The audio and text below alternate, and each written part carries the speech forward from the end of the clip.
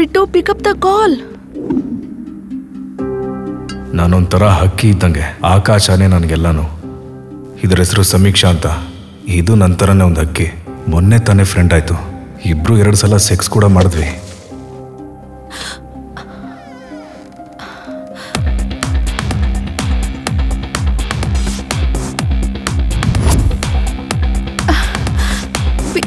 ಬಿಟ್ಟು ಅವ್ರ ಫ್ಯಾಮಿಲಿ ಕೂಡ ನಂತರನೇ ಒಂದು ವಿಚಿತ್ರ ಫ್ಯಾಮಿಲಿ. ನಂತರನೇ ಕೋಪ ಜಾಸ್ತಿ, ಎಲ್ಲರ ಜೊತೆನೂ ಜಗಳನೆ. ಹಂಗಿರೋದಕ್ಕೇನೆ ಸಮೀಕ್ಷಾ ಮದುವೆಗೆ ಸಂಬಂಧಿಕರು ಯಾರು ಬಂದೇ ಇಲ್ಲ. ಅದಕ್ಕೆ ನಾನು ಬಂದಿದ್ದೀನಿ. ಬಿಟ್ಟು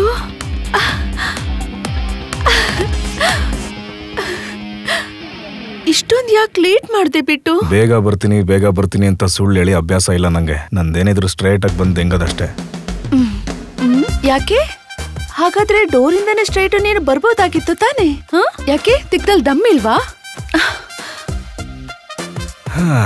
ತುಂಬಾ ಗ್ಯಾಪ್ ಆಗೋಯ್ತಲ್ಲ, ಅದಕ್ಕೆ ನಿನ್ ಮಾತಿನ ತರನೇ ಹಿಂದೆ ಮುಂದೆ ಎಲ್ಲ ಚೆನ್ನಾಗಿ ಕೊಬ್ಬಿಟ್ಟಿದೆ. ಆದ್ರೆ ಸೀರಿಯಲ್ ನೀನ್ ಇಷ್ಟ ಚೆನ್ನಾಗಿ ಕಾಣಿಸ್ತೀಯ ಅಂತ ನಾನು ಅನ್ಕೊಂಡೇ ಇರ್ಲಿಲ್ಲ. ಓ ಹೌದಾ? ಕಾಣಿಸಿದ್ರೆ ಏನ್ ಮಾಡ್ತಾ ಇದ್ದೆ? ನೀನ್ ಹೊಸ್ದಾಗ್ ಮಾಡೋದಿಕ್ಕೆ ಈಗ ಹೊಸ್ದಾಗೇನು ಇಲ್ಲ ತಾನೆ? ಯಾಕಂದ್ರೆ ಎಲ್ಲಾನು ನೀನ್ ನೋಡ್ಬಿಟ್ಟಿದ್ಯಲ್ಲ ಬಿಟ್ಟು.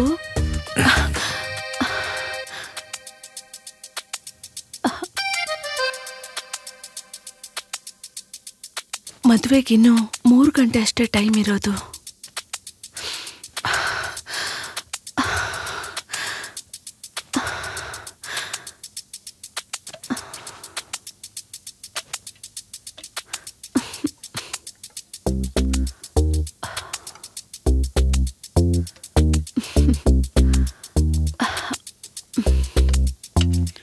ಗ್ಯಾಪ್ ಆಯ್ತು ಅಂತ ಜೋರಾಗಿ ಕಿರ್ಚಾಡ್ಬೇಡ.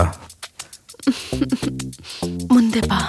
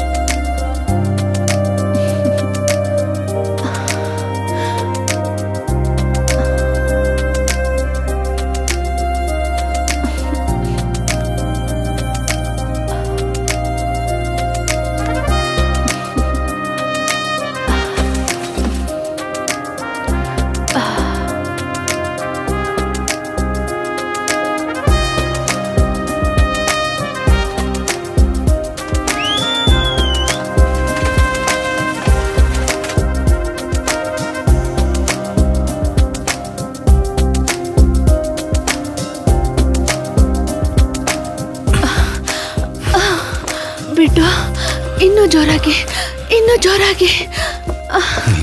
ಜೋರಾಗಿ ಅಂತ ಹೇಳೋದು ನೋಡಿದ್ರೆ ನನಗಿನ್ನೂ ಹುಚ್ಚಿಡಿಯುತ್ತೆ. ಈ ಮನೆಯಲ್ಲಿ ಬರೀ ಮನುಷ್ಯರು ಮಾತ್ರ ಅಲ್ಲ, ಮಂಚಗಳು ಕೂಡ ವೀಕ್ ಇದೆ. ಇದು ನನಗೆ ಮೊದಲೇ ಗೊತ್ತಿದ್ದಿದ್ರೆ ನೆಲದ ಮೇಲೆ ಮಾಡ್ಬೋದಾಗಿತ್ತು.